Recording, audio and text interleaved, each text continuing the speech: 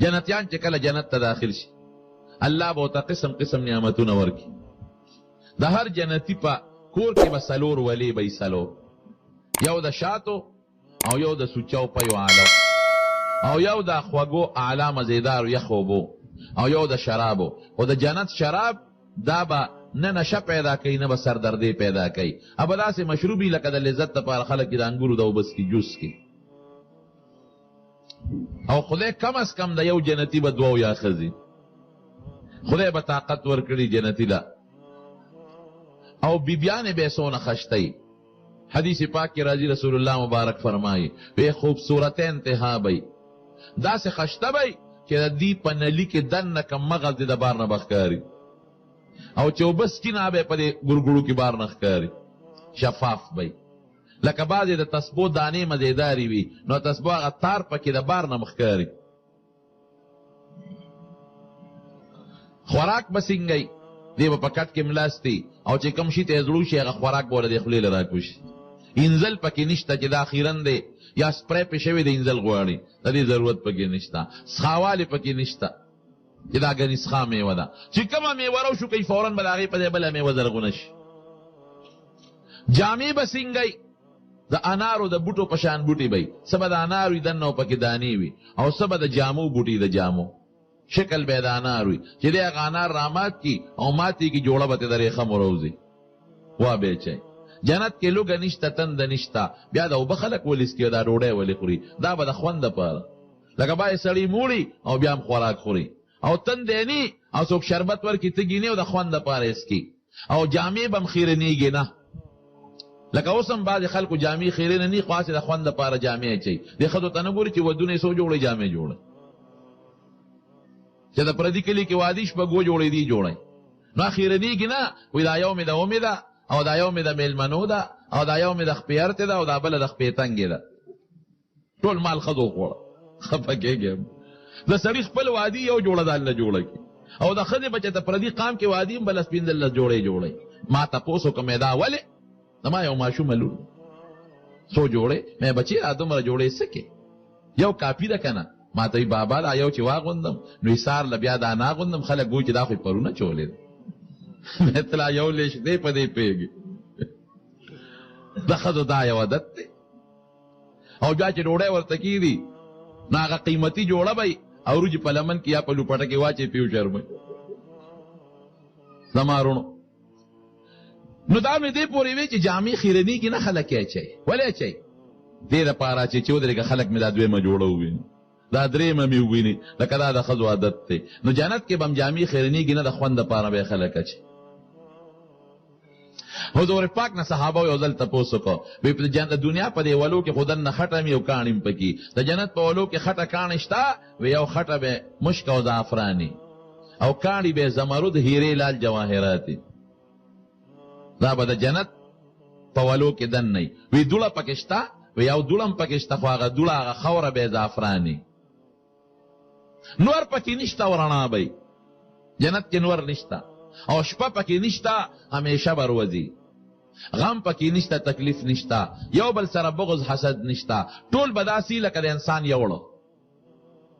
او چې څه پکې غواړي ملاویږي. ولهم فیها ما تشتهي انفسهم ولکم فیها ما تدعون. څه غواړي وړه کې د څه تېرېږي هغه به ملاویږي. نو زمونږ طالبان خصوصا د افغانستان بعضې ملکو علاقو او زمونږ د پاکستان د بعضې قبایلي علاقو طالبان هغوی د نسوارو بلد دي. وی جنت کې به نسوار ملاویږي که نه برغی پکې شته له نسوارو د ټکولو که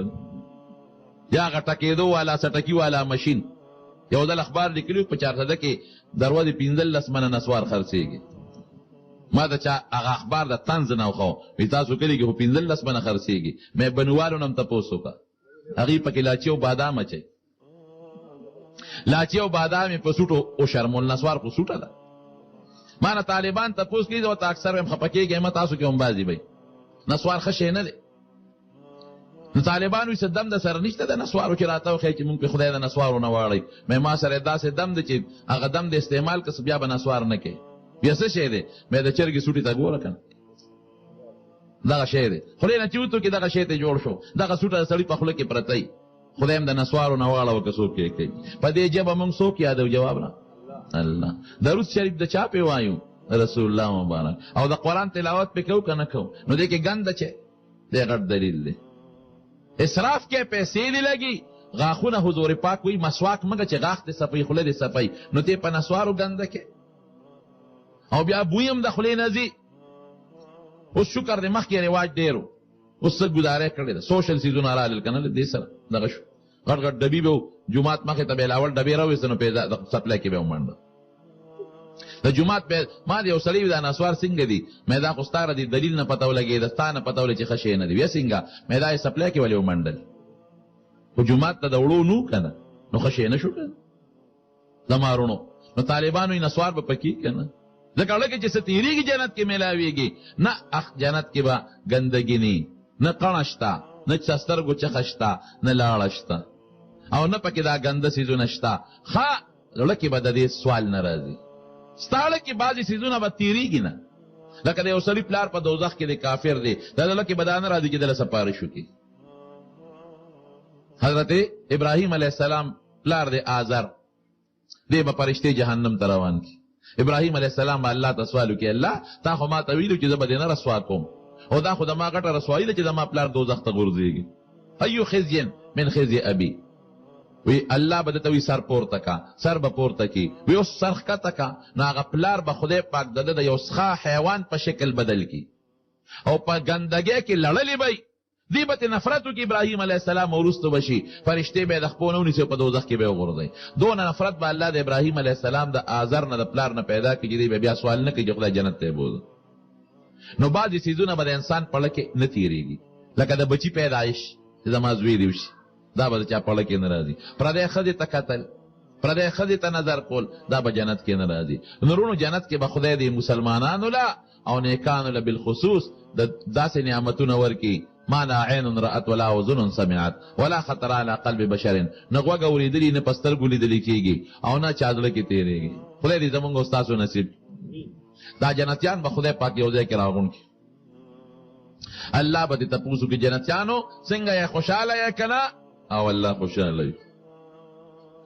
څه لکه ارمان ارزو شته نه الله خو چې څه غواړو ملاویږي او ګورې د جنت ژوند د دې نه اندازه ولګوئ چې جنتي به هر وخت د الله میلمه نو د کور ډوډۍ بل شانتي او د میلمستیا بل شانتي نزلا من غفور الرحیم او میلمستیا بیا د چا د الله نو چې همیشه میلمه او د الله میلمه نو خوراک به څنګه دو نمبر مسالې جنت کې نشته ښه او نه پکې دا پایو ګډونو اوبو والا پیشتا صفا سیزونه به ایک نمبر د الله میلمه به جنتیانو پړم سارمان شته نه الله خو چې څه تېرېږي ملاویږي وی نه یو خوشحالي پاته دی به سوچ کې چې بسي نو رب العالمین به ورته وایي چې ښه دی خو وګورئ نو دی به څوک د نور په ممبري او څوک د زمرد او د قسم قسم جواهراتو په کرسو به ناستي نو دی به وګوري نو الله به وویني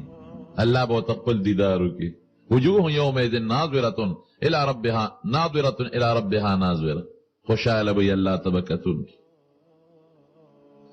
وی یو روایت کې زر کال دی بلکې او یا زره چې او یا زره کال په جنت کې چا خوشحالي تیره کړي د الله په دیدار کې به دونه خوندي چې د الله د یو سکند د دیدار د وجې نه ورته خوشحاله یېري شي الله دې زموږ نصیب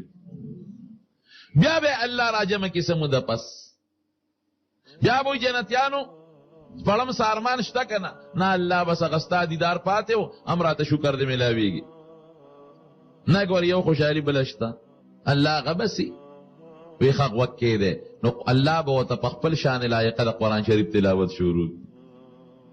هغې کې به دونه خوند دي چې د دې نه مخکې څونه خوشحالي په جنت کې تېره کړې ده یېره به شي دی دونه خوند به او چې کور ته راځي د الله د اواز هغه ګونج به په دې غوږونو کې پروت دی او دا به تمنی چې خدایا دې خدا خوند به بیا کله ملاویږي نورونو قرآن شریف خو زمونږ د حضور پاک په امت لپاره نازل دی د آدم علیه السلام او د موسی علیه السلام او د عیسی علیه السلام د امت لپاره خو نه دی او نور کتابونه لیکن تلاوت به الله پاک ټولو کوي ګوره هم به آدم علیه السلام او موسی علیه السلام او عیسی علیه السلام هم د هغې امتیان به اوري نو که قرآن شریف کې خوند نو د یو نعمت په حیثیت به الله په خپل ذات پاک لایقه شان سره په جنتیانو ولې تلاوت کوو تلاوت د قرآن شریف حق دی رونو خامخا کوي بعضې ملګري به وایي ما له قرآن شریف نه راځي په ناظره نو سورہ اخلاص استاد سورہ ټولو یاد دي کنه پیژنې سورہ اخلاص قل هو چې تاسو وتاوای مانځ کېلو له دالو له درې دله چې چولو